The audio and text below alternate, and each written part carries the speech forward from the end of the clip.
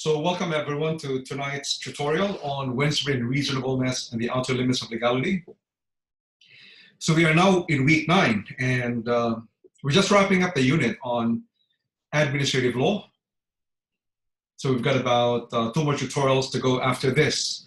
What we should observe is that by discussing the topic on Wednesbury Unreasonableness, we're actually drawing to a close a discussion on the grounds for judicial review.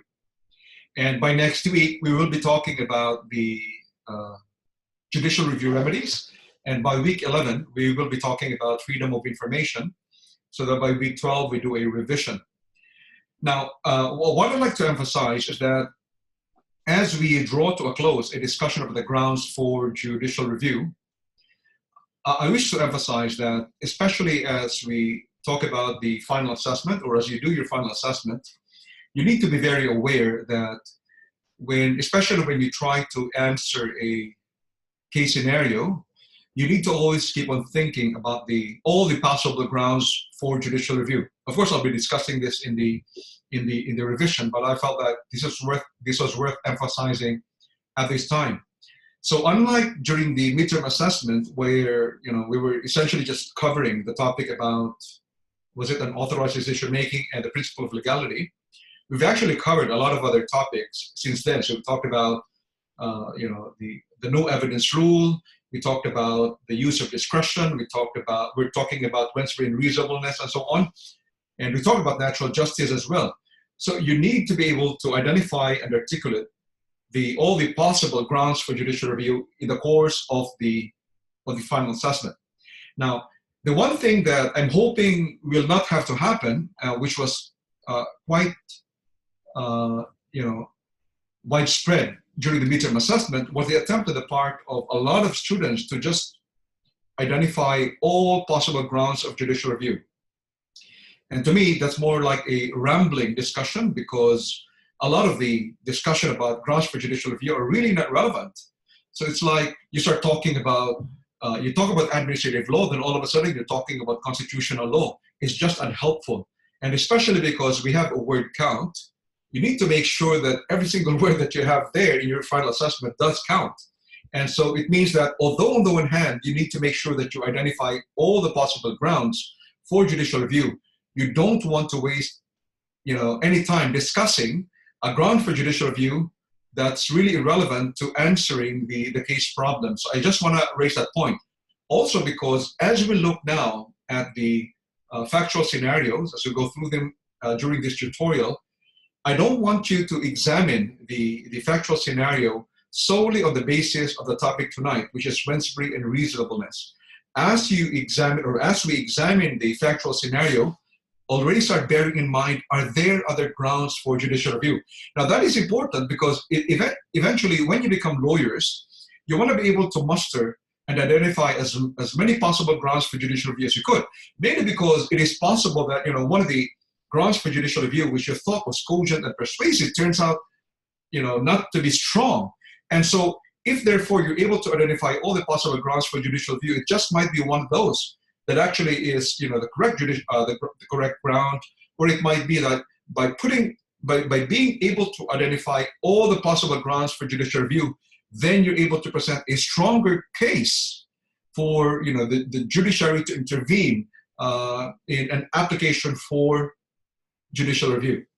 Okay, so I wanted to clarify that. Now, having said that, again, it is important to talk about Wednesbury Unreasonableness, and I'm not sure if we will have the chance to talk about fraud and bad faith as well. But the other key point to remember is that although Wednesbury Unreasonableness is a ground for judicial review, there are 2 things that need to be emphasized here. One is that we need to go back to the basic postulate about judicial review, and that is that more often than not, the judiciary will not intervene to correct an executive decision.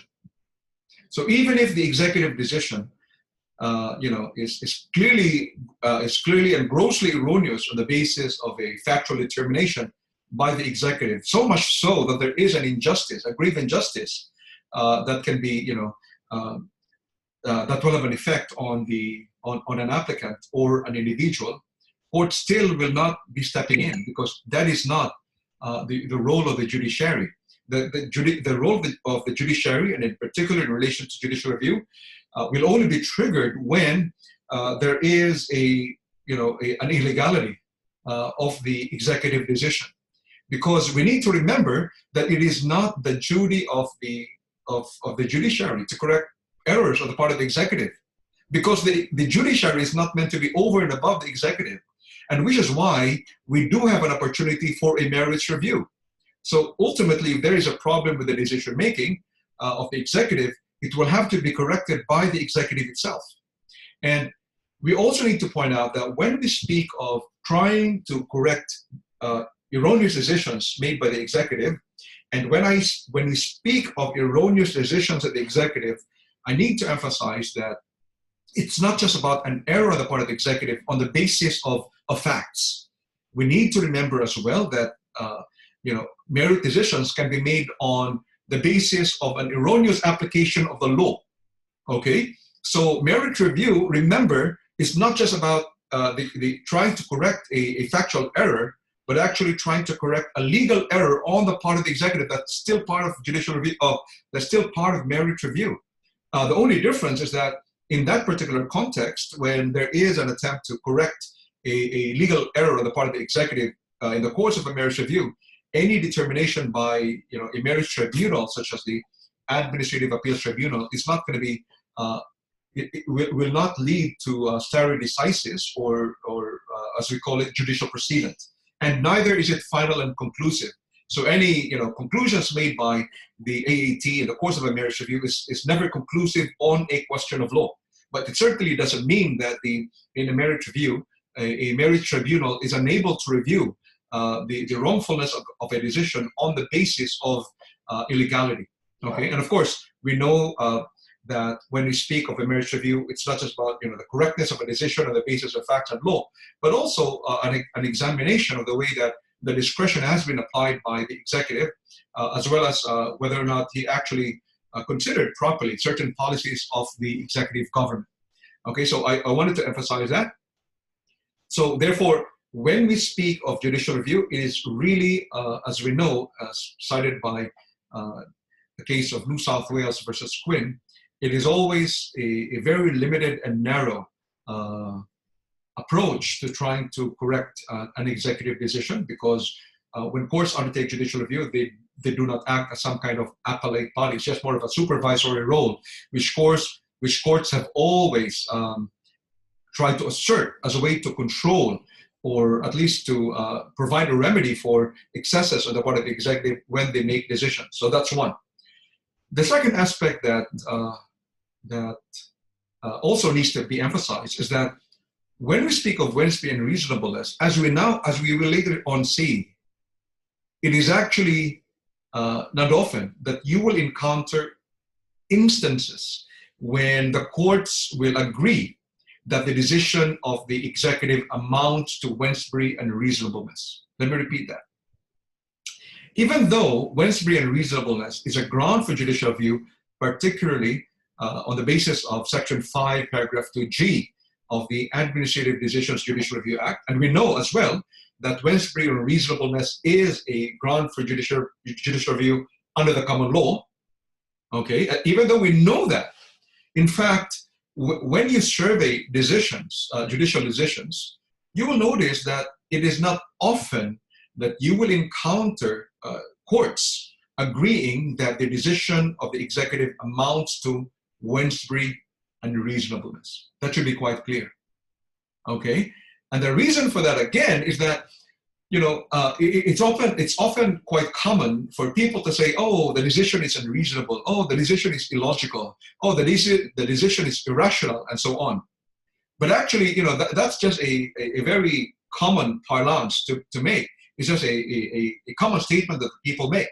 But the idea of unreasonableness that we often understand, like, you're being unreasonable. You're being unreasonable when you talk to a friend. That is not similar to the Wednesbury Unreasonableness that courts use as a indicator to determine whether or not an executive decision should be struck down for being a violation of the law.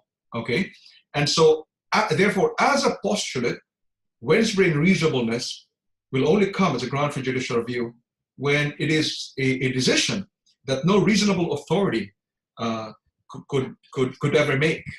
It's just so unreasonable that, you know, no reasonable authority could arrive at that decision. So that if there were, you know, if there were government officers that were made to review a particular decision, all of them should come to an agreement that this is the only correct decision. So that when there is a room for disagreement among reasonable persons or reasonable authority, then you can't say that there is Wednesbury Unreasonableness. Okay, so I'm just clarifying that. Now, even though I make that point, though, it doesn't mean that, you know, there have never been cases where Wednesbury Unreasonableness was cited as a ground for judicial review. There have been, and we're going to be looking at them today. So, after studying this topic, you should be able to discuss and explain unreasonableness, illogicality, and irrationality as grounds of judicial review, the requirements to establish unreasonableness as a ground of judicial review, and fraud and bad faith as grounds of judicial review. Now, before I continue, I wanted to know if there might be any questions or comments coming from anyone in the class.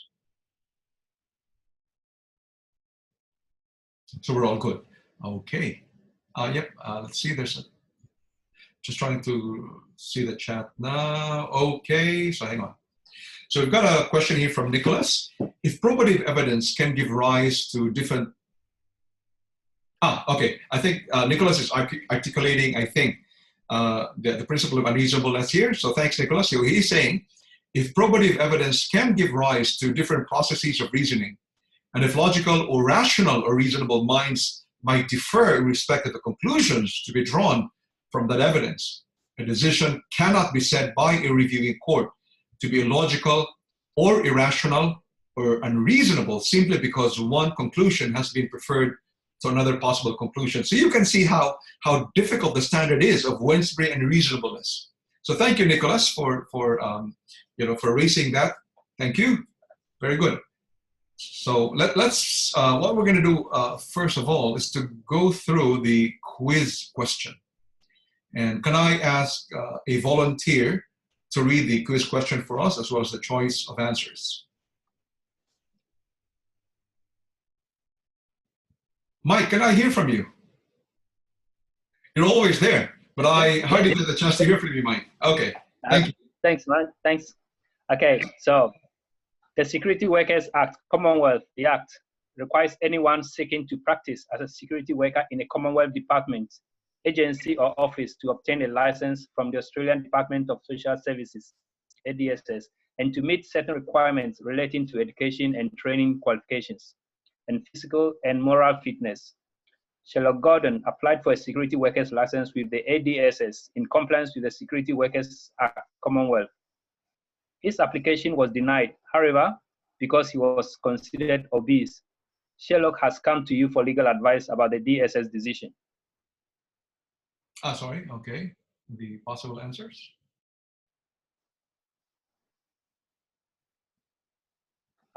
Haven't got the answers yet. Okay, good. Yeah. Which of the following statements is the most correct? A, Sherlock should be advised not to apply for judicial review since the DSS decision was not an unreasonable exercise of the statutory power that no reasonable person could have so exercised the power. B, Sherlock's right to natural justice has been breached. He should have been given an opportunity to be heard, since as by presenting evidence of his physical fitness before his application was denied. C, Sherlock should have advised to apply for judicial review since the DSS decision was an unreasonable exercise of the statutory power that no reasonable person could have so exercised the power. D, Sherlock should be advised to apply for judicial review since the DSS decision was clearly unreasonable, unfair, and or illogical. Sherlock should be advised to apply for judicial review since the question of whether he is physically fit or not is a legal question. Okay, thank you. Can I just ask you all to provide an answer in the chat box. I also wanted to make a note. I think it's the very first time I've actually seen Sarah Rogers turn on her video in live mode. I've only been seeing the photo before. Is that correct, Sarah? I think this is the first time I remember seeing you with a live video. Have you done it before? Oh yeah, okay. So it might have been that you had a different way of you look kind of very natural and fresh today. Oh, normally with the headphones. Okay, that's probably the reason. Okay, then very good. Oh, just in a different place. Oh, no wonder then. Okay, yeah. Okay, thank you. Sorry if I embarrassed you by saying that. Okay, so can I ask everyone to try to provide an answer in the chat box?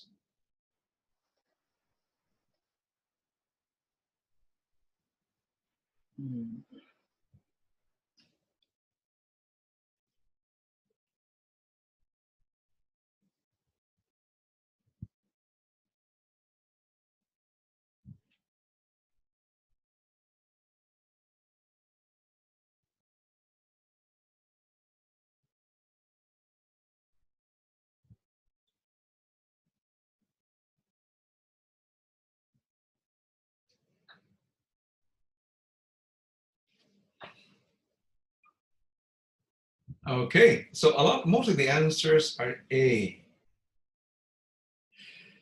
Now, it's interesting. I want to highlight something again at this point because I actually had an answer in mind. And as I look at my answer now, I feel like, I could actually be wrong. So by making that admission, what I'd like to point out is that even in the course of, marking the midterm assessment as well as the final assessment, it is possible that a student may end up with a conclusion that is different from what I thought should have been a proper conclusion. Now, ordinarily, therefore, what it means is that there shouldn't just be a single right answer to a factual question. In other words, although I might have a preferred answer to a problem, I'm open to be persuaded by a different conclusion. It all depends on how you apply the rules of the facts and how you make an argument to arrive at a particular conclusion. So are we clear about that? Oftentimes I don't have oftentimes I would have a preferred answer, but I'm open to being persuaded if the conclusion is really supported by the proper application of the rules of the facts. So in this particular case, initially, I actually thought the answer was A, just like what everyone is saying. I have to be honest, but thinking about it now, I'm not sure, is that correct? Let's go back to this. So most of the students actually answered A. They said that Sherlock should be advised not to apply for judicial review. So not to apply for judicial review, since the DSS decision was not an unreasonable exercise of the statutory power, that no reasonable person could have so exercised the power. That is the answer of almost everyone except Nicholas, who answered E. Now, and I'd like to go back to the question now, and I don't know how long it's going to take before the question pops up there. Is it coming up now? Not yet? Oh, it's up there. Okay, very good. Now, let's review the quiz questions, okay?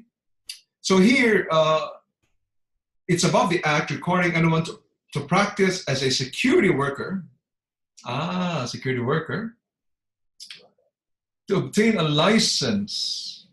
So it's obtaining a license. So sometimes I come up with these questions, and then I begin to think, what exactly is the answer, okay? So, concerning which involve requirements of physical and moral fitness.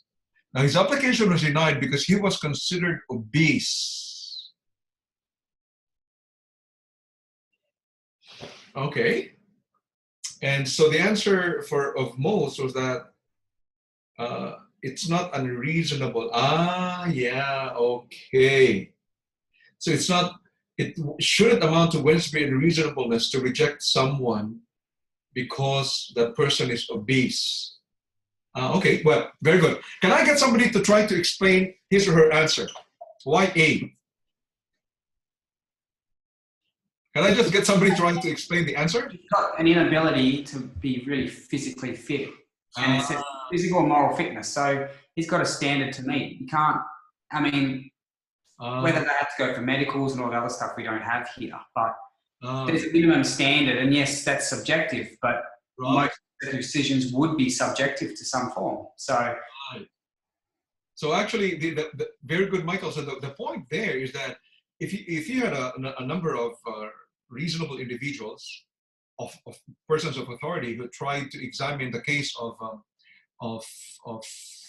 what's his name, of Sherlock, maybe a lot of them, some of them will probably say, oh, you're obese, therefore you're disqualified. Some of them will also say that, yes, you're obese, but you can continue to work. But it also means that it's possible for them to disagree, correct?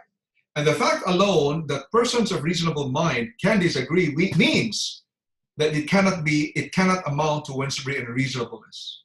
So that's the whole point there. So I would agree, yes, I would agree that in this particular case, that was actually my original answer, that Sherlock should be advised not to apply for judicial review since the DSS decision was not an unreasonable exercise of the statutory power, that no reasonable person could have so exercised that power. That could be wrong, but it's not unreasonable. Yeah, I agree now. Yeah, I was beginning to have doubts initially, but I agree. I am convinced. But let's look at the point that was also raised here by Nicholas. So the answer there is actually A. Okay, so the answer is Sherlock should be advised not to apply for judicial review. So I'm just going to post it there, and this was in fact the answer. Okay, I'm just going to put it there. Okay, but Nicholas was also raising as a possible answer, Sherlock should be advised to apply for judicial review. So the question of whether he is physically fit or not is a legal question. That is also an interesting point.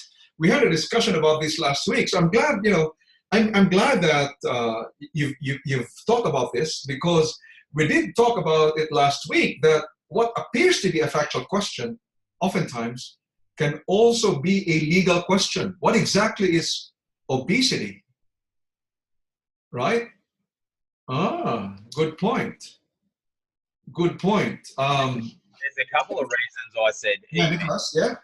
Number one is as it's part of a Commonwealth Act, right? So we know straight away that from that perspective, he has to, or whoever is making decisions has to follow the Act. And as you just inclined, it comes down to physical and moral fitness. That is a legal question. What is the definition of physical and legal fitness? And subsequently, who, and it doesn't state in this question, but who or how decides whether they are physically fit? What type of testing is there? There's no legal implication in the documentation so far in the question. It is a complete legal question as to whether he is physically fit or not, and he should be given the opportunity to prove so.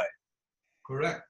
So actually the answers, whether you answer A or E, they're not actually mutually exclusive, because it is correct to say that under the facts, the decision would not amount to Wednesbury Unreasonableness. It is also correct to say that the issue about obesity is a legal question that can be subject to judicial review. It's all subjective. I mean, I might have a picture of a 58-year-old guy that's 170 centimeters and 120 kilos, and you can hear him breathing 6 meters away. Or it could be a guy that's, just got a bit of pudding on and he's 33, and that's where, you open up. But in essence, it's A, if you're taking the fact that look at him. I like that. I actually did consider this to be an answer, but that's a good thing. It means you're learning, because, you began to apply what we discussed last week, that you don't just say that, because it seems to be a conclusion of fact, therefore it can't be subject to judicial review. Now, what you've raised here is that the concept of obesity is, in fact, a legal issue. What exactly is obesity? So I like that. So actually, Manjo, can I just interrupt? The only problem that I had with that, and I did think about this, because there is a case supporting Nicholas's view, is the fact that he's applying for a license. He doesn't actually have, as such, yet a right or a legitimate expectation. It just has a mere hope. So not as an initial bar into judicial review, that was my only concern. He doesn't have that initial right. as far as I can see, to apply for judicial review. Hence the reason why you can't have no error of law. That was my initial concern. I see. What do the others think? That's a very strong argument there from Sarah. What do the others think? Yeah, it is a strong argument, and I looked at that too because he is obtaining a license, and from that perspective, I would have agreed with Sarah. With due diligence, though, the Act itself says you need to obtain a security a license, right? Which means license is a subset of the Act being the premier legislation, and so the premier legislation overrides any subordinate legislation, being the license, and so it is still a legal question. Okay, very good. My view is this, in response to what Sarah said. Ordinarily, because, when we talk about, the way I understood it was that because he was trying to obtain a license, therefore it's like he doesn't really have a right to have a license in the first place. To my mind, that's more of raising the issue of natural justice, where a person can claim that he has a right. Okay, and that hasn't come here because he's applying for a license, not a renewal of a license. Certainly, he does not have a right to natural justice, so that if he wasn't given an opportunity to be heard, therefore, there seems to be a breach of the right to natural justice. So that's not an issue here. But there is a point to be made about what was emphasized by Michael and Nicholas originally, in that the question of obesity is in fact a legal question, which means therefore, when an executive decision maker is applying the law, that executive decision maker must make sure that the decision is in fact done according to the law. And the question therefore still arises whether obesity is just merely a factual question or a legal question, as argued by both Michael and Nicholas. And I would agree that, if the decision maker wrongly,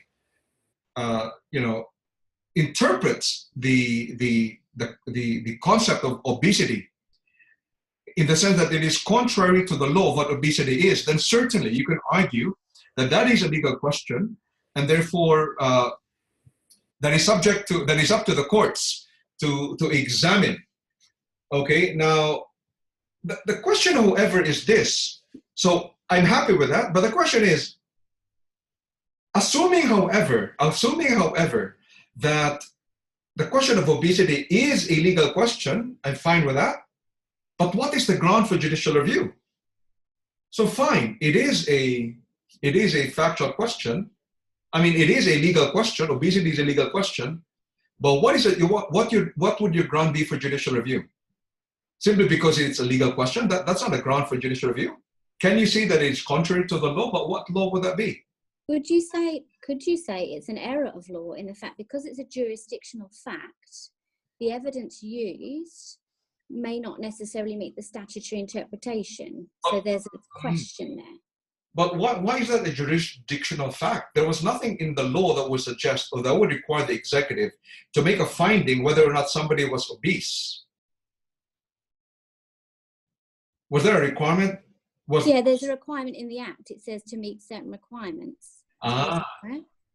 Let's go back to a discussion we had some weeks back, okay? I don't know which topic there was, but the legal question that we encountered then was that, let's assume that somebody is applying for something, and whether or not the application becomes successful will be measured according to maybe 10 or 20 requirements. Recall that? So, for example, when you apply for a visa, ordinarily there will be about 20 or 30 factors that will be considered by the decision maker. And the question we asked was the decision maker required to consider every single factor out of that broad list of factors? So that if the decision maker failed to actually canvass every single factor, then it would amount to an illegality on the part of the decision maker. And the answer was no. There is nothing in the law that would actually require an executive decision maker to consider every single possible factor I think we discussed this, did we discuss this in statutory purpose and relevant considerations? There is no requirement unless the law expressly provides that every single factor must be canvassed. So having said that, then, what it only means is that under the facts, the executive decision maker, meaning the ADSS, was required to consider certain requirements relating to education and training qualifications and physical and moral fitness. But the question then is, would it amount to an error of law on the part of the executive if the executive, for example, decides to make a determination without, considering aspects of education and so on? So the issue about the executive committing an error of law because the executive, for example, failed to take account a relevant consideration would only happen when the statute itself requires the executive to consider a particular relevant factor, or when there is a jurisdictional fact that must be made by the executive. But if the law does not make such a requirement, the fact alone that the executive decision maker may not have considered it would not amount to an error of law. Are we clear about that? Now, so therefore, I go back to that point, assuming in fact that obesity is a legal question, fine, but what is the ground for judicial review? There still, I think, isn't any. Just the fact alone that it's a legal question doesn't mean that you have a ground for the judicial review. And I think the answer as phrased was that he should be advised to apply for judicial review. But the fact alone that whether or not obesity is a legal question is not really a ground for judicial review. It has to be more than that. You would have to argue that there is no evidence, for example, to justify the decision. But that's problematic because there seems to be evidence, right? That's the big question, Manjo. Is there evidence? Is there any evidence? Has he been for a physical fitness test? Are there any medical records? All of which, by the way, could then be used to review the situation. Whether, I mean, in this situation, you might be right. He may not be able to get a judicial review, but he would definitely be able to get a merit review, though, under those circumstances, because then there is evidence he can base it on. Okay, very good. So let's just clarify here on this point. Okay, let's just clarify here in this point. It wouldn't be enough. It wouldn't be sufficient. If you were the lawyer, it wouldn't be sufficient for you to suggest an application for judicial review simply because there appears to be a legal question as to what constitutes obesity. That is not sufficient to apply for judicial review. You need to be able to identify the ground for judicial review. Okay? Because the fact that it's a legal question doesn't mean that that is a ground. Okay? So in that particular case, therefore, you need to stretch it further and say that the ground for judicial review is that, one, there is no evidence, or two, you could probably say that the decision maker failed to take into account irrelevant consideration which the law required to be taken into account because it's probably a jurisdictional fact. But to say that he should apply for judicial review simply because the question of obesity is a legal question would not be sufficient to try to advise a client to apply for judicial review. You need to be able to identify the ground for judicial review. Nicholas. Yeah, no, that's what I was going on about, because where it said his application was denied because he was considered obese, the question is, under what evidence? And is there any evidence? Is there actually any evidence? And if not, then judicial review is in play. Okay, very good. So with that in mind, that you were connecting it to the fact that there might be no evidence for this, and so therefore it's not just a factual question anyway, because obesity can be a legal question. Then I agree. That's a good point. Very good. So at least this is the way that arguments should be made. This is the way you do it. This is the way you apply the rules to the facts. From Nicole, she was saying here, discrimination is a category of unreasonableness, but as long as it is justified, then it is not unreasonable. It can be justified with regard to skill, age, etc. So obesity may also come into this category where it is justified. So my answer would be yes, A, I think is the best answer, but I'm also open to be convinced the way that Nicholas made the argument that because obesity is in fact a legal question, what arises necessarily is that it's possible that there is no evidence to justify the decision being made. Okay, very good.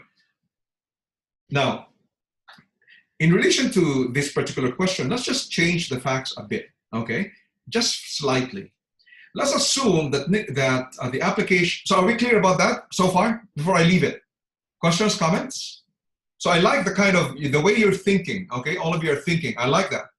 Because you're trying to, really, that's really rigorous. That's really good. I like that. So can we move on? I'm gonna stay on actually, but that particular discussion, can we move on? I'm gonna change the facts a bit, so we're good. Okay, now,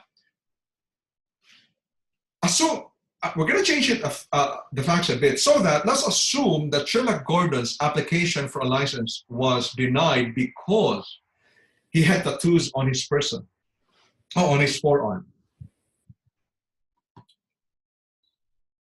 Did you get that? I'm changing it a bit now. It's not about because he was obese, but because he had tattoos on his forearm. What do you think? Manjo, with obviously the question of obesity, that might prevent him from doing his job.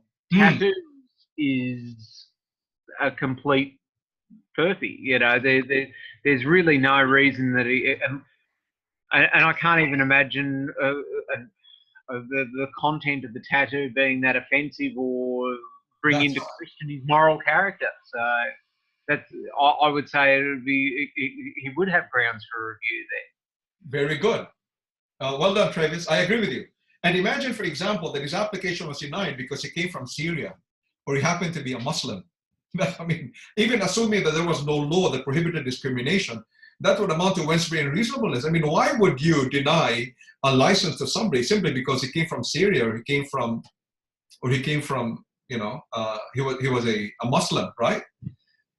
Okay. As we know, though, Manjo, if it's written in legislation, yes, they couldn't overturn it, even if the rest of the country thought it was absurd, as we know they put out some absurd legislation from time to time. If it was in the legislation, he wouldn't be able to. He wouldn't be able to seek a judicial review under that guise. So, what do you do then?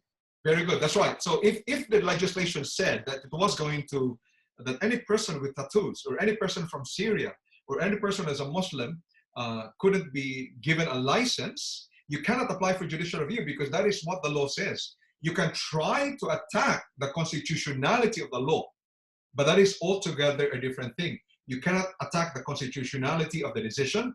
You can perhaps, okay, hang on, just so we don't get confused.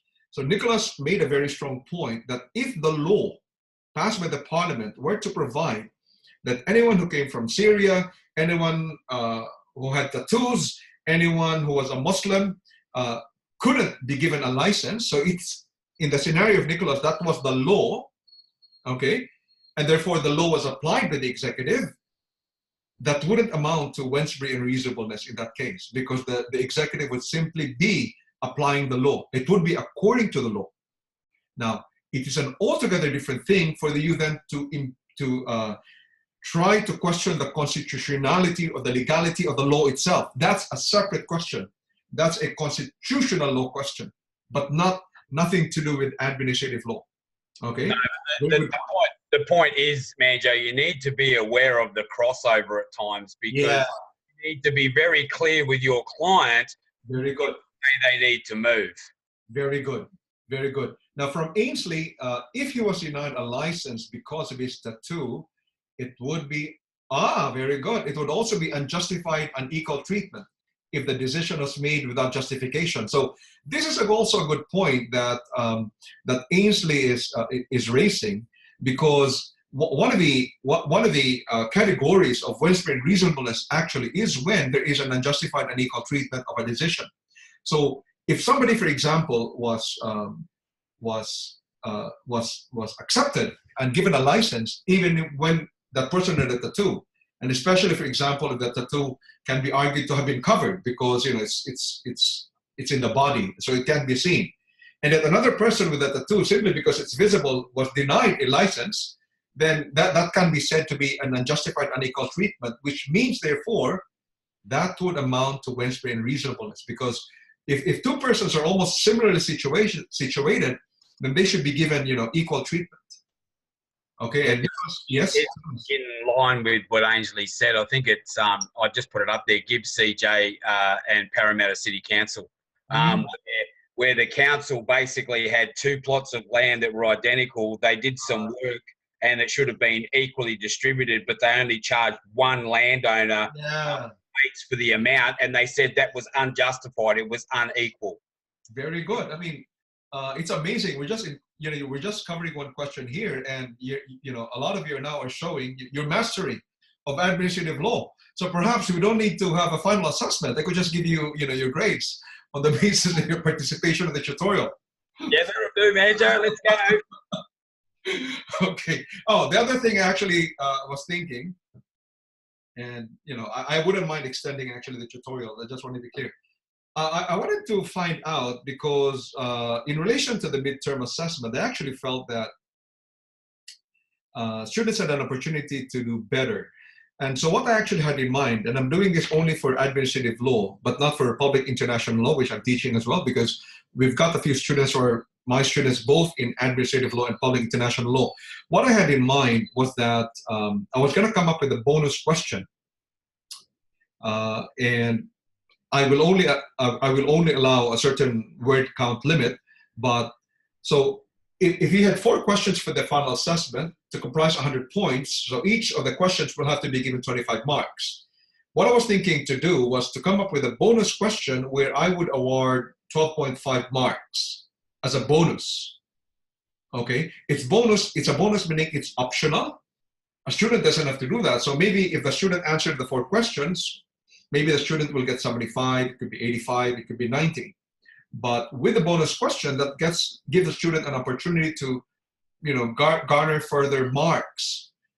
Just because 12.5 marks times 50% would probably be about 7.5 marks that could be added to the final grade, which can actually be a lot. I was actually thinking of doing that because I've never done it, but I'm thinking this might be a good chance to see if that might be good, because I'd like to give students an opportunity to have better grades, because I felt that students could have done better in the midterm assessment, that maybe I may have failed to provide further guidance on how they could have done better in the midterm assessment. I just felt I should have given more guidance on that. It sounds reasonable, Manjo. It just depend on what the overall word count was going to be on the initial 4 questions too, and the time frame in which you were suggesting we get it done in. Yeah. Some people work, and if you release it on a Thursday or a Wednesday, like you did, you have in previous years, I know you sort of midweek. Those of us working full time and have families, it's almost impossible to carve out enough time to get it done. So, I mean, if you were going to release it on a Friday and we had till a Sunday, maybe, but that'd be all up to you and the administration, I guess. Okay, very good.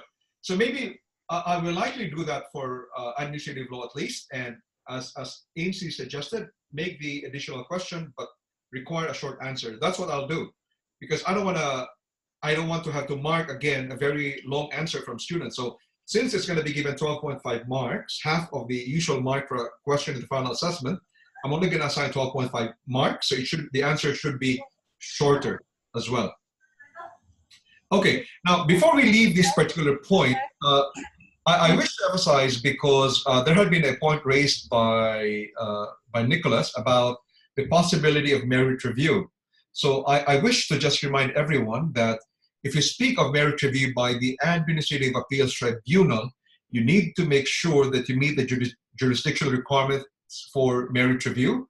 And would anyone wish to summarize again the requirements for merit review?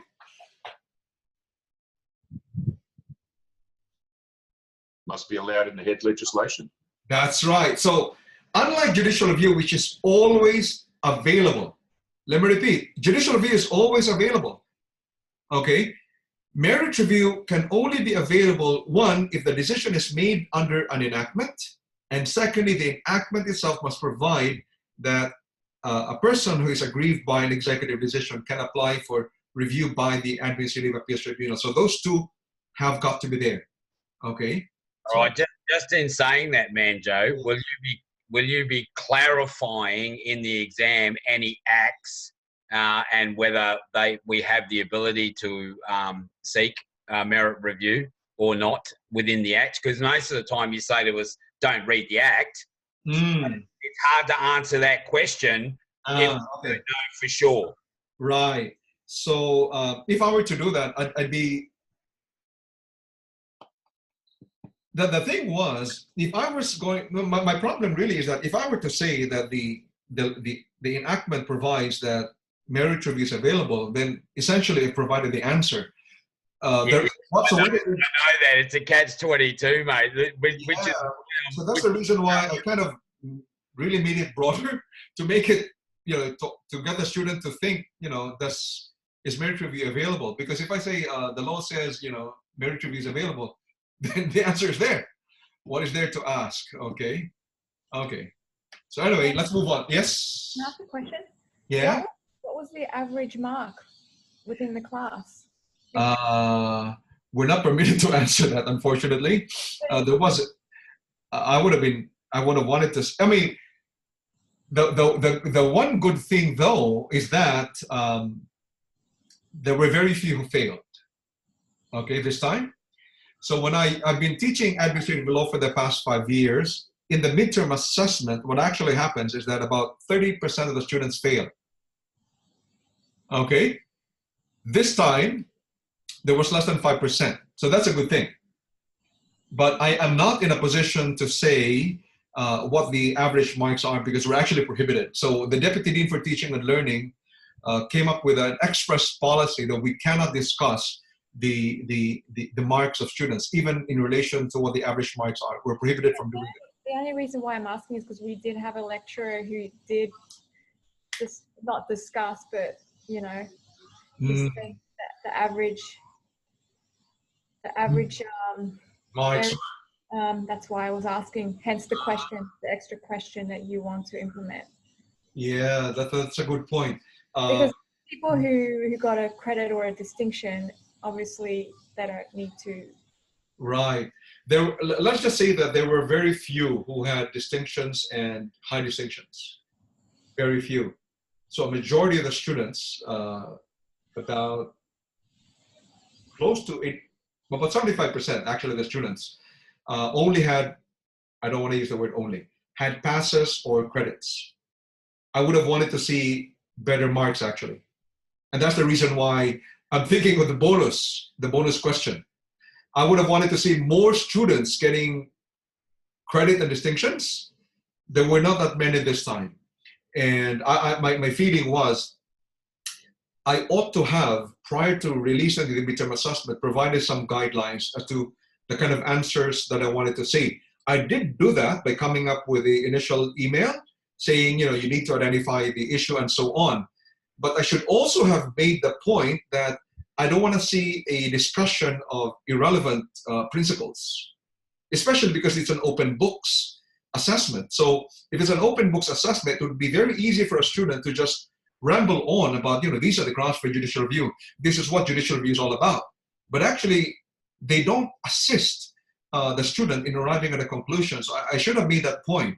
And I think that's what happened here. There were a lot of students who ended up just saying, before you can have judicial review, you need to have these 5 elements, 1, 2, 3, 4, 5. And then they end up discussing it. They talked about locus standi. They talked about, what else? They talked about justiciability.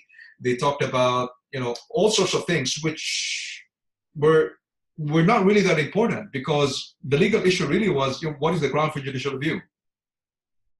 So I think that, I should have been clearer. I should have provided more guidance. And as a result, a lot of the students failed to really pinpoint what the legal issue was. What the other students also did was to just kind of, come up with 5 potential grounds for judicial review, hoping to hit the mark.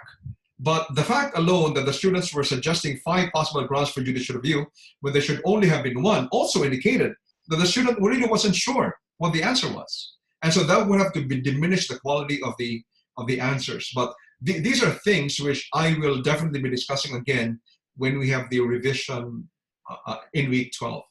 Okay, but so in response to the question, maybe not so much about what the average marks were, but maybe the average marks in the sense of the letter.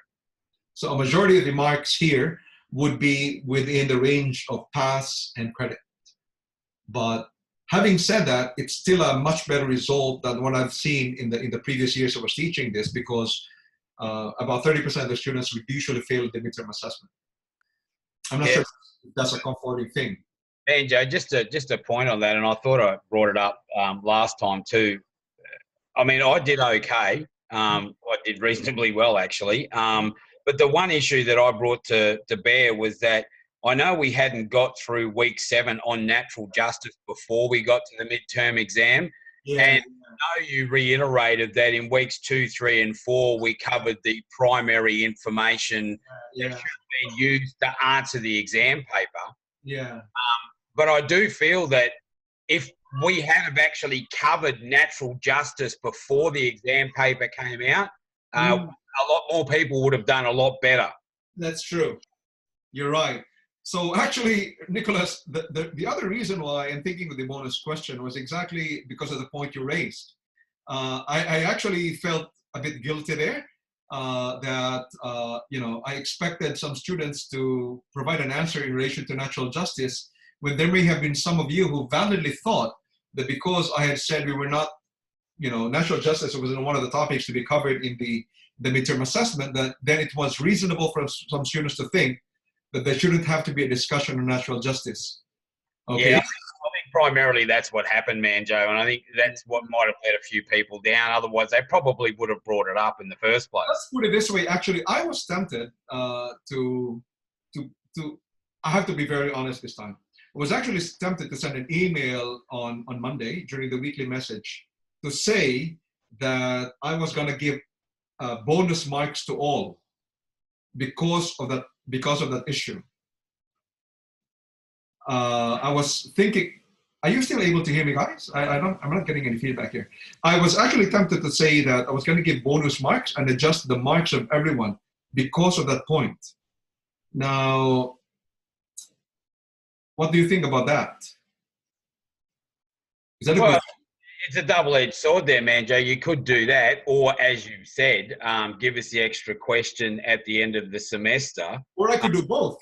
Or you could do both. But either way, it's forcing us as a class to actually dig into the information and make sure we have a really comprehensive understanding of what these issues are. And at the end of the day, as students, that's our responsibility to make sure we know the information. It's your responsibility to make sure you deliver the content in such a way that we can receive it. So it's a bit of a pro. Yeah, I could probably do both. My actual concern was that students may think that I'm trying to win your good side so that you give me better feedback. But that's probably actually true. Oh, no, Manjo, I'll call it off, mate. Don't you worry. Okay, so we're going to do both. I'm going to adjust the marks, actually. So is there nothing wrong with that, right, to adjust it? Because I think I may have unfairly marked all of you. So I'm going to do that. But at the same time, I will add a bonus question in the final assessment. Okay, very good. So thank you for that. So we could move on over to bribes. Okay. Okay, hang on. I've got my daughter here. Just give me a second here. Give me a second. Sorry. She just woke up. Okay, Mama. Okay, give me a second. Okay. That have children, the joys of it all. Manjo's occupied. Did we ever figure out which actor Jackson looks like? Yeah, somebody said Chris Hemsworth, wasn't it? That is true. That is true. What, I was going to go Evans, Chris Evans. Oh, well, you can do that. Oh, yeah, Chris Evans. No, I don't want Chris Evans. I don't want Chris Evans. Yeah, that's the other guy, actually. Was actually one of those of Chris Evans. There we go. There we go. I'm glad we finished that controversy. No, that's an insult, actually. Okay, let's move on. Let's move on. Okay, so we're gonna go to problem 1 now. It's almost 7. How do you want to deal with this? Because some of you may have classes, some of you may have obligations after 7. What do you think? Are you happy for us to proceed? Oh, I can hang in there as long as you can, Manjo, and I'm sure a few others will appreciate it. I will stay on. For those of you who need to drop out, I would understand, but I'd like to continue because we've hardly really touched the topic on Wednesbury Unreasonableness. So we'll go to problem 1 now. Can I get somebody to read problem 1 for us, please? All right, straight into it. Cornelius James, as a senior manager of the Department of Social Security Services, or DSS, was fired from his job after the DSS Investigative Panel, DSSIP, found him to have committed sexual harassment against Jill Lockworth, his subordinate.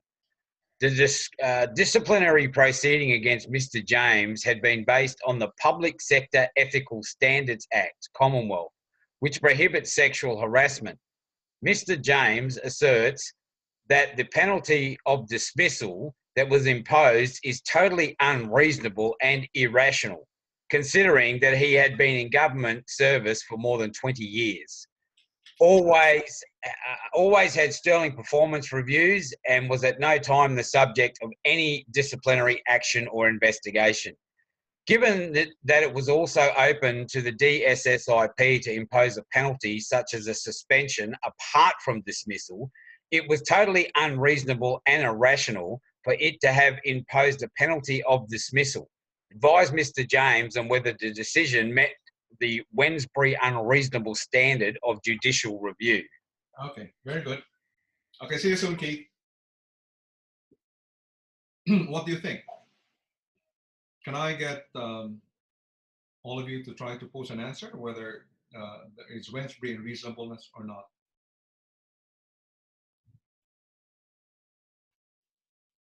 Okay, very good. Go on. How about the others? And if you could provide an answer, I mean, if you could explain it, whether by turning on your mic or putting your explanations in the chat box.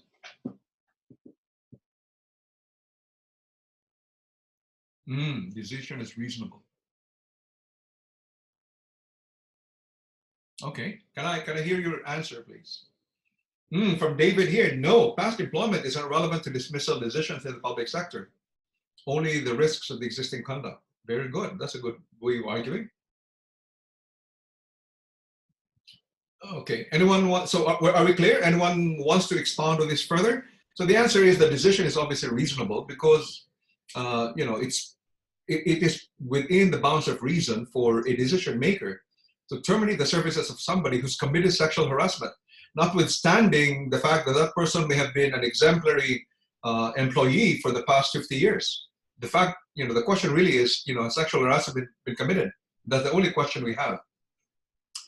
And then from Nicholas, in Minister for Immigration versus Eshatu, Justice Gamo drew a connection between illegality and unreasonableness.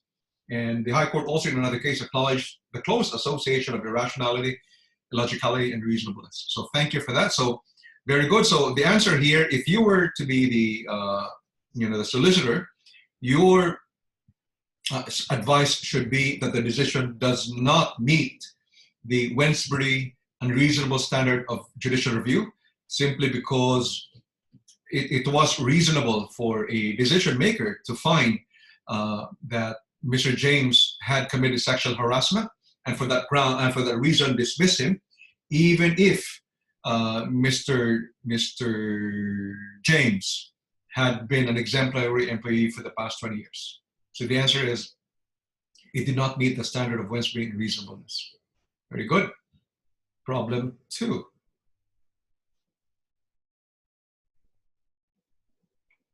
Can I get somebody to read problem 2 for us?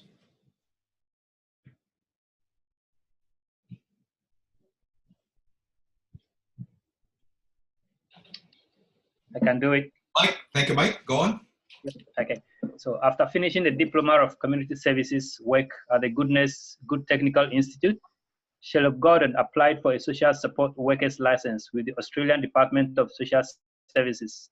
The Social Support Workers Act Commonwealth requires anyone seeking to practice as a social support worker to obtain a license from the DSS and to meet requirements as to moral fitness. Gordon submitted all the requirements, including a police clearance that stated that he has no record of any criminal conviction.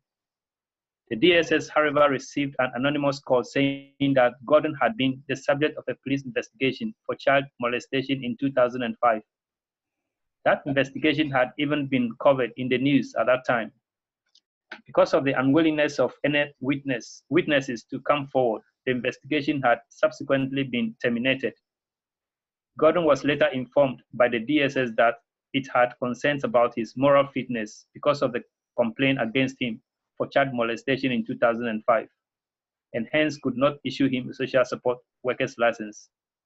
He has come to you as a solicitor for advice. Advise Gordon on whether he can apply for judicial review on the ground that the DSS decision was unreasonable. Okay. What do you think? Can I ask everyone to post in the chat box whether you think the decision was amounted to Wednesbury Unreasonableness or not?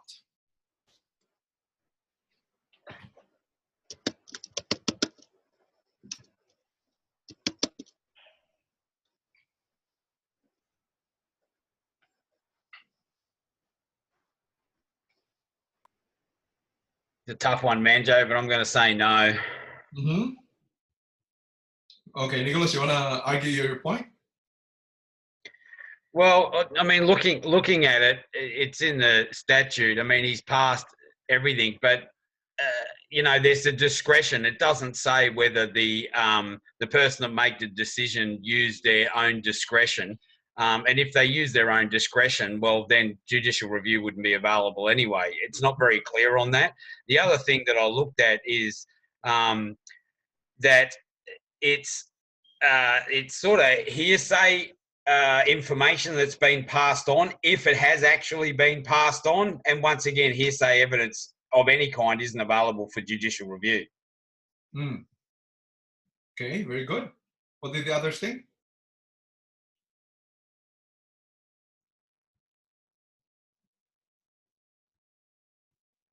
Initially, I thought because the fact that it was based on speculation and rumour, that there would technically be no evidence to base it. But because there is a wide basis to meet requirements to moral fitness, and because it's applying for a social support worker's licence, they're within their jurisdiction to take such information into consideration anyway.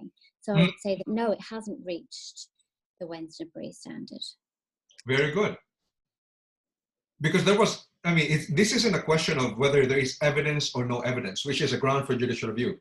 The question really here is, you know, did that decision amount to Wednesbury Unreasonableness? And as we can see, as pointed out correctly by Sarah, this is an application to be a social support worker dealing with, you know, other individuals. And for somebody to, at some point, have been the subject of a complaint for child molestation, that would be evidence enough. That has to be taken into account by a decision maker in his decision whether or not to grant a license for as a social support worker. And so therefore, if a decision maker arrives at the decision that that person does not meet the requirements to become a social support worker's license on the ground that the person had at some point been investigated for committing child molestation, it couldn't be said that no reasonable person could arrive at that decision. It would be reasonable for a person, in fact, to arrive at that decision. So for these, yes? It's unfortunate in this situation, Manjo, because it obviously happens quite often. Somebody can make a complaint about somebody else in a government department or cross-government department that's actually not true for the benefit of political advantage. And we see it all the time, and people get cut down when they actually haven't done it. But you can see why a lot of these government departments take these stances, because overall they've got to err on the side of caution. True. Absolutely. True. True, that's correct. Very good. So from Jackson, I agree. Would it be unreasonable given the nature of their work? Well done. So that's the correct answer there. Let's just jump to another question here. Let me just go to problem 4, because I think this is a crucial point. The other one, the problem 3 was just a reiteration of the concept. Okay, can I get somebody to read problem 4 for us? Yeah, I'll have a go, Manjo. Thank you. Thank you, Jackson. The Business Regulations and Control Act requires that before a person or persons may engage in business or a commercial activity, prior registration must be secured from the Australian Business Regulatory Agency. The Act provides that the agency has the power to shut down a business or commercial activity that operates without being registered with it. In addition, the agency may also seize documents, papers, goods, properties, and assets belonging to an unregistered business and impose a fine. The Act is silent on whether prior notice must be given by the agency before seizing the documents, papers, goods, properties, and assets belonging to an unregistered business. Aaron Lamb, Mary's sister, had been operating a small business for some time by selling his handmade goods to consumers online. However, he failed to register with the Australian Business Regulatory Agency. In February, representatives of the Australian Business Regulatory Agency came to his house without notice, seized his goods, documents and papers. They informed Lamb that his goods, documents and papers would only be returned after he paid a fine of $10,000. Lamb has come to you as a solicitor for advice. What advice would you give him? Okay. What advice would you give him? What do you think? Is there a ground for judicial review or not?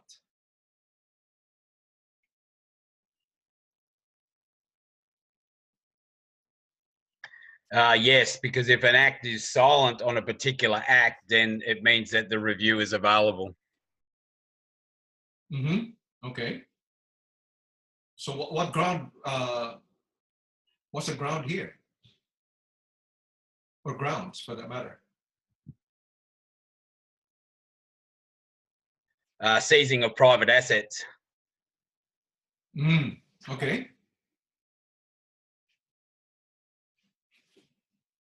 From David, yes, no connection between risk of absconding, losing evidence, and the action taken by the agency. So from David, yes. So when David says yes, it means is there unreasonableness or no unreasonableness? So no connection between risk of absconding, losing evidence, and the action being taken by the agency.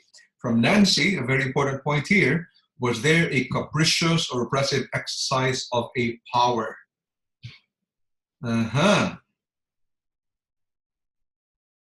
What do you think? So the answer here actually, yes. Nancy's comment and say that that's a hard one to answer when the act is silent on whether prior notice must be given. Yeah, there are actually two grounds in that particular case. Is there a ground here to say that there could be a breach of natural justice?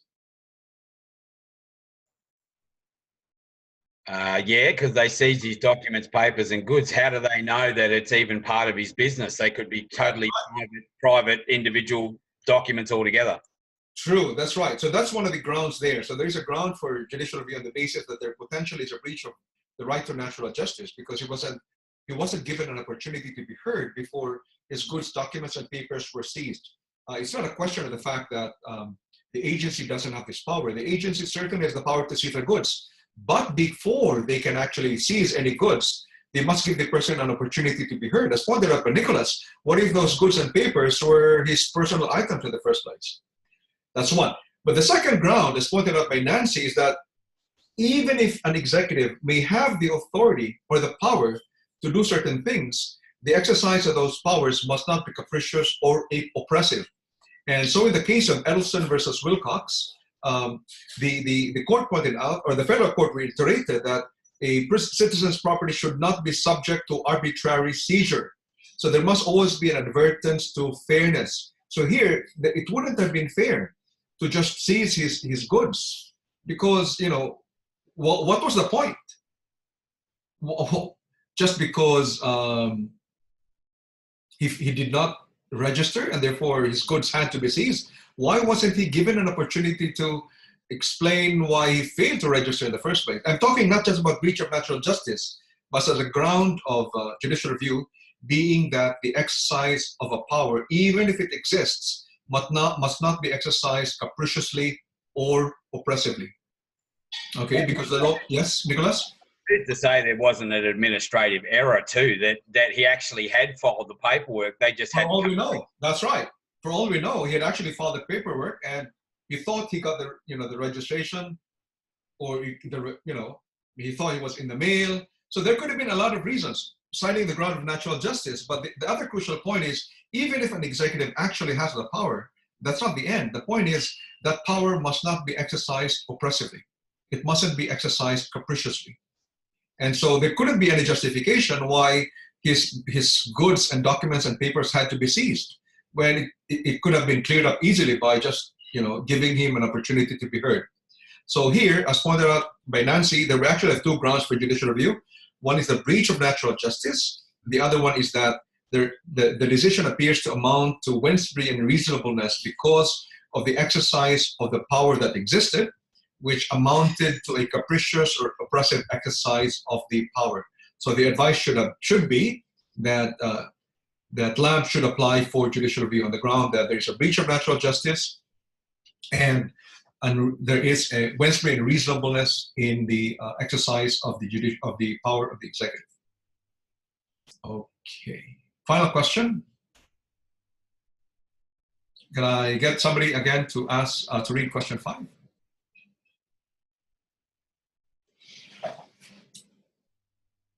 Sarah, were you beginning to say something there? Can you turn on your mic? Yep, I should be. I think that's okay now. So, Yeah. Alfred Monks, a clerk of the Department of Social Services, DSS, was fired from his job after the DSS investigative panel, the SSIP, found him to have stolen stationery in the amount of $20. The disciplinary proceeding against Mr. James had been based on the Public Sector Ethical Standards Act, Commonwealth, which prohibits theft. The Act provides that theft can be punished by reprimand, suspension, or dismissal, as the decision maker upon the exercise of his discretion thinks fit. Mr. Monks asserts that the penalty of dismissal that was imposed is totally unreasonable and irrational, considering that he had been in government service for more than 20 years, always had sterling performance reviews, and was at no time the subject of any disciplinary action or investigation. Given that it was open to the DSSIP to impose a penalty such as a reprimand or suspension, it was totally unreasonable and rational for it to impose a penalty of dismissal. Advise Mr. Monks on whether the decision met the Wednesbury Unreasonable standard of judicial review. Thank you. Okay, what does the class think?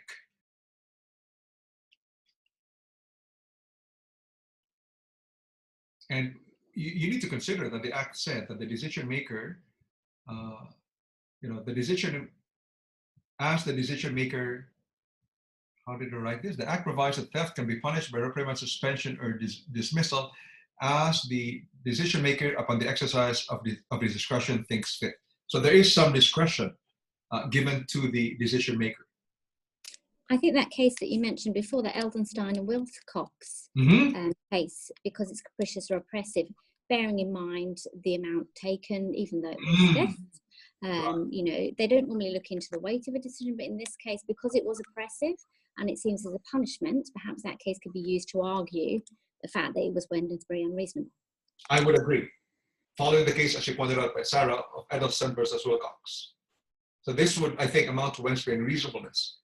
The question I would raise, however, is how about the fact that the law is clear that the decision maker has the discretion to, impose the penalty of reprimand, suspension, or dismissal. So if he has a discretion, why would it amount to Wednesbury unreasonableness if he decided to choose the more punitive punishment, which is dismissal?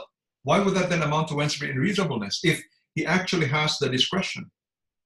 Well, that was my point, Manjo. It doesn't, because Wednesbury unreasonableness has to be so unreasonable that nobody else would come to that decision.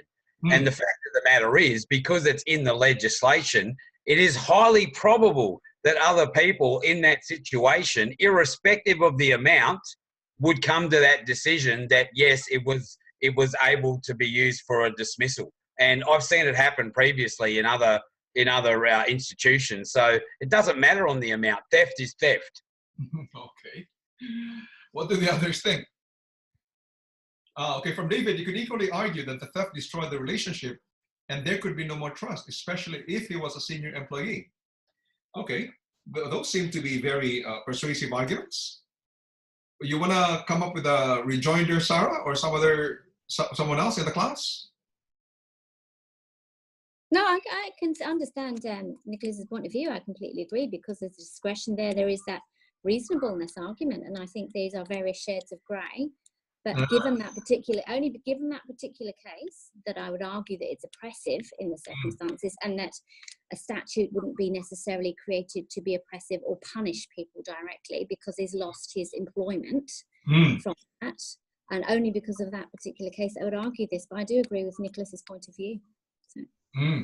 Yeah, I actually, my thought here was that I actually share the view of Sarah. Following Iddleston versus Wilcox, my view is that it was a very capricious and oppressive exercise of the power to dismiss a person for a theft of $20. To me, it was like, how could reasonable persons decide to impose the supreme penalty of dismissal? Yeah, look, Manjo, I can agree with Sarah too. She's got a really good point, and it's just I just took the other view simply because I've seen it happen, and it happens quite often, unfortunately, in employment situations. But I agree with Sarah. I think if I was going to fight it, I'd be using the same case that Sarah did to try and defend my client. Very good. So the other point we should be making here is that ultimately, therefore, as far as the conclusion is concerned, when it comes to an assessment, for as long as you make a persuasive case, you would be correct. An argument made by Nicholas, an argument made by David that, this shouldn't amount to Wednesbury Unreasonableness. The way you made the arguments, I would find that to be highly justified. As pointed out by David, you could equally argue that the theft destroyed the relationship and there could be no more trust, especially if it was a senior employee. Therefore, the penalty of dismissal had to be imposed.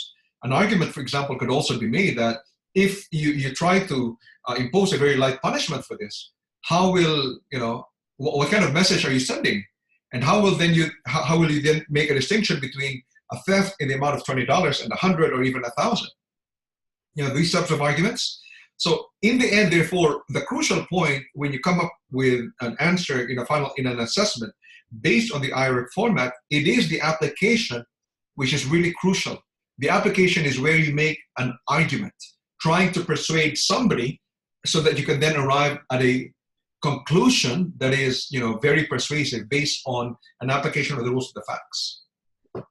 Yeah, I was just reading over again, Manjo, what was in this week's lecture notes, and it was really interesting about Fares Rural Meat and Livestock Co., which was in the Australian Administrative Law introduction book in 1990, and it talks about capricious selection, and it says capricious selection of one of a number of powers open to an administrator in a given situation to achieve a desired objective, the choice being capricious or inappropriate in that the exercise of the power chosen involves an invasion of the common law rights of a citizen.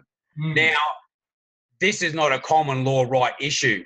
He's in a job, and the executive has the objective to fire him if they wish, and he broke the act. So that's why I pushed that agenda.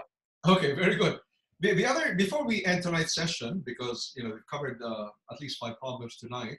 The other point I was trying to emphasize was that the mere fact that an executive is given a discretion, even absolute discretion, and we discussed this, I think, in week 5 or week 6, was it? That the mere fact that the executive may be given discretion or absolute discretion, there's still a requirement that that discretion is exercised reasonably. Are we clear? So even if a person is given blanket authority, even if an executive is given full, unbridled, absolute discretion, it doesn't mean that the executive is then free from the requirements of exercising that discretion reasonably. Okay? So from Nicholas, the exercise of power by withdrawing an approval or benefit in a manner that was out of proportion in relation to the scope of the power, following, I think, the case that was cited by Nicholas. Okay, so this is probably a good time to end it. It's 7:20, and some of you will probably have to go have dinner. Any questions before we end tonight's session? And thanks, Mercy, for turning on your video again. I think this is the first time I've seen you there with the video on. Yeah. Okay. Questions, comments before we end tonight's session? So we're good. It was a good one, Manjo, and I think those that didn't attend will really appreciate you staying by to get the extra information out of the recording. Okay, just doing my job. So I'll send an email by tomorrow talking about the extra marks I'll give for the midterm assessment as a way of bribing, no, not really bribing you, but trying to correct, I think, what I felt was an error. Okay, so very good. So I'll see you again next time, and have a good weekend. Bye.